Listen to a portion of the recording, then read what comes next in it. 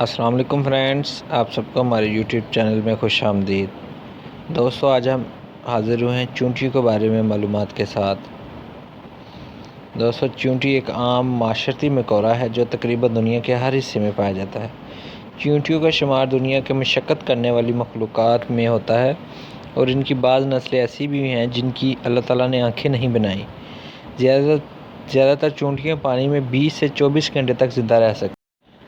دوستو، ویڈیو میں مزید بڑھنے سے پہلے ہماری ٹیم کی آپ سے گزارش ہے کہ جو لوگ ہمارے اس چینل پہ نئے ہیں، ہمارے اس چینل کو سبسکرائب کر لیں تاکہ آنے والی ہر ویڈیو ان کو مل سکے۔ دوستو، چونٹیوں کے بارے میں جس کا ذکر اللہ تعالیٰ نے سورہ نمل کی آیت نمبر 17 اور 18 میں بھی ارشاد فرمایا ہے۔ حضرت سلیمان علیہ السلام اللہ تعالیٰ کے وہ محبوب نبی ہیں جن کی حکومت انسانوں کے ساتھ ساتھ جن، پرند، چرند پر بھی تھی۔ سورہ نمل کی آیت نمبر 17 اور 18 کے حوالے سے اگر ہم بات کریں، جس کا مفہوم کچھ اس طرح ہے: اور سلیمان نکلے اپنے پورے لشکر کو لے کر، جس میں جن اور تمام جانور تھے۔ فوج بندی کیے ہوئے جانے لگے، یہاں تک کہ وہ گزرے وادی نمل سے، جو چونٹیوں کی وادی تھی۔ ایک چونٹی نے دوسری چونٹیوں سے کہا: اے چونٹیوں، اپنے گھروں میں گھس جاؤ، کہیں تمہیں سلیمان علیہ السلام اور ان کی فوجیں نہ پیش ڈالیں اور انہیں خبر بھی نہ ہو۔ حضرت سلیمان علیہ السلام نے جب چونٹیوں کی یہ بات سنی تو مسکرائے اور اپنے لشکر کا رخ موڑ لیا۔ چونٹیاں حضرت سلیمان علیہ السلام سے بات کرتی تھیں، اور اللہ تعالیٰ نے حضرت سلیمان علیہ السلام کو ان کی بات سمجھنے کی صلاحیت بھی دی تھی۔ جو بات قرآن مجید نے 1450 سال پہلے بتائی، آج کی جدید سائنس مختلف تجربات کرنے کے بعد اس نتیجے پر پہنچی ہے کہ چونٹیاں ایک زبردست معاشی سسٹم میں رہتی ہیں، اور اتنے مشکل سسٹم سے بات کرتی ہیں کہ عقل دنگ رہ جاتی ہے۔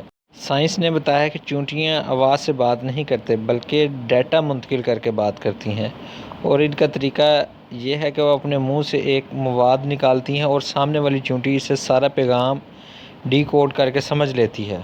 اس لیے آپ نے اکثر دیکھا ہوگا کہ چونٹیاں چلتے چلتے رک کر دوسری کے منہ سے منہ لگا کر آگے چلی جاتی ہے۔ یہ وہ عمل ہوتا ہے جس سے وہ ڈیٹا منتقل کرتی ہے۔ جدید تحقیق میں یہ بھی بات ثابت ہو چکی ہے کہ چونٹیاں آپس میں نہ صرف بات کرتی ہیں بلکہ ایک زبردست نظام کے تحت زندگی بھی گزارتی ہیں۔ آپ نے اکثر دیکھا ہوگا کہ بارش سے پہلے چونٹیاں اپنے گھروں کے باہر گول چکر لگانا شروع کر دیتی ہیں اور مٹی کے پہاڑ بنا لیتی ہیں تاکہ بارش کا پانی ان کے گھروں میں نہ آ سکے۔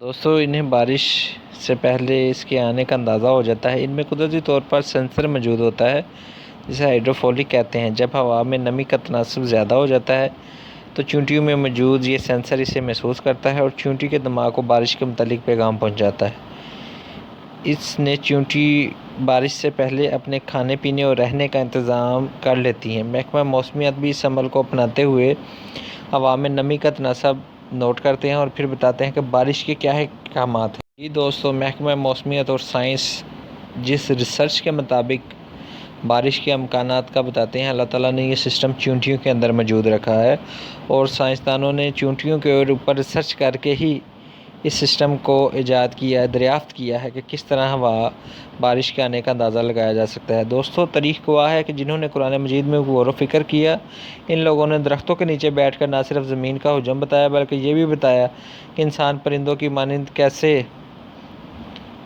پرواز کر سکتا ہے۔ جہاز کے سب سے پہلے موجد مسلمان ہی ہیں۔ اگر ہم قرآن مجید میں غور و فکر کریں تو ایسی ایجادات کر سکتے ہیں کہ نسل انسان حیران رہ جائے۔ اللہ تعالیٰ نے قرآن مجید میں ارشاد فرمایا ہے: کائنات میں عقل والوں کے لیے بہت سی نشانیاں ہیں۔ افسوس کہ آج ہم لوگ قرآن مجید سے فائدہ نہیں اٹھا پا رہے، جس کی وجہ سے ہم بہت سی قوموں سے بہت پیچھے رہ چکے ہیں۔ دوستو، امید کرتے ہیں آج کی یہ ویڈیو آپ کو پسند آئی ہوگی، اور ہماری آخر والی بات جس میں قرآن مجید میں اللہ تعالیٰ نے عقل والوں کے لیے بہت سی نشانیاں بتائی ہیں، تو آپ بھی کوئی ایسی ایک چیز کے بارے میں ریسرچ کریں گے اور ہمیں کمنٹ باکس میں ضرور بتائیے گا جو آپ ریسرچ کریں گے، تاکہ ہم اور ہماری ٹیم بھی اس سلسلے میں آپ کی مدد کر سکیں۔